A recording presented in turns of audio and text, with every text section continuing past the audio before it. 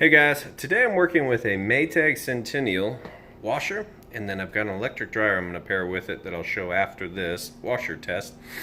The washer gets a 28-point inspection, the dryer gets a 22-point inspection. Everything electrical, mechanical, it all gets checked, and everything has to work perfectly before it gets listed up for sale or before it leaves my care. And right now, I just want to show you, as if you were standing here yourself testing this out, I want to show you that everything works on it.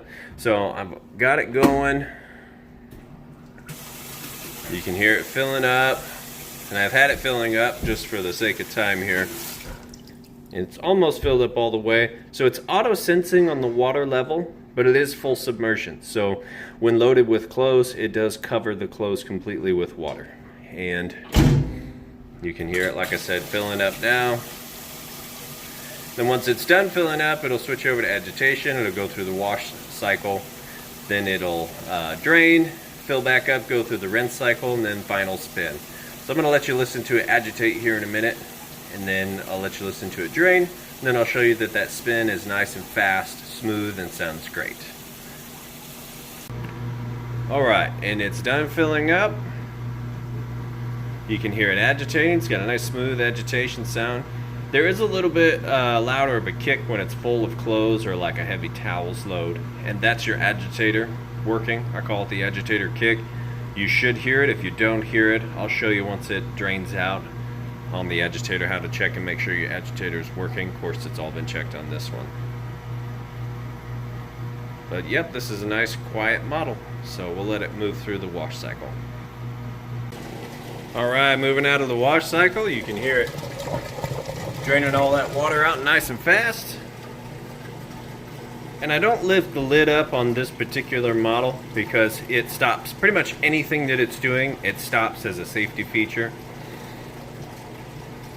But when it comes to the final spin, I will lift it up and it'll shut it down, but you'll be able to see before it does that it's spinning nice and fast. So we'll wait for that now to go through the rinse cycle and then come back for that final spin. Alright, we just made it through the rinse cycle. It's about to switch over to that spin, but I wanted to show you real quick with this agitator. You should be able to spin it freely in one direction, not back the other way without the whole thing engaging and going with you. So if this were full of water, full of clothes, you wouldn't be able to move this back counterclockwise, and you can move it clockwise. That's how you know this works correctly. If you can grab this and spin it this freely in both directions, then this is actually not working and your clothes aren't getting clean. So a little tip for you. So when it's full and it's working and it's moving against some heavy jeans, towels, you'll hear it. It moves and then kind of kicks back. So sometimes you hear what I call the agitation kick, and you're supposed to hear that. So I like to throw that out there and mention it because I do get that question, hey, what's that kicking noise and knocking noise? That's what it is, and that's how it's supposed to sound. Alright, now we are on the final spin. We're up to full speed. So I'm going to go ahead and open this up, show you that it is in fact spinning nice and fast and smooth. And you can see that the lid switch obviously engages, shuts it down, and it hits the brakes. So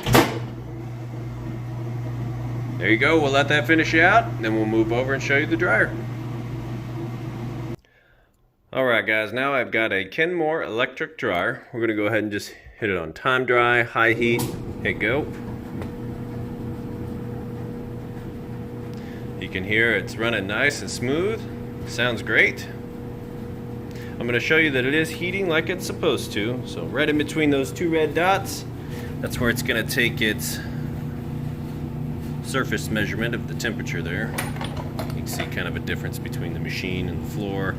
So we'll open this up. I'm going to shine it right inside that heating element tube. Plenty of heat coming out of that tube there. Now the heating element is right behind this panel here, so the heat comes up out of this tube through that grate. Now the inside of your dryer though, it's only going to get from about 95 up to 195. And that depends on what you have the heat setting at. So if you have a delicate, you can do delicate, and that makes the a lot less heat in there. You've got touch up, air dry for things that can't have any heat. And then you have auto, where you can just kind of set it and walk away. You saw that the lid switch works. We opened it up and shut it down. Light works, all that good stuff. that's going to be it for these guys. We'll go ahead and get them listed up for sale. If you have any questions, feel free to reach out. I do appreciate you watching this video. Thanks and have a great day.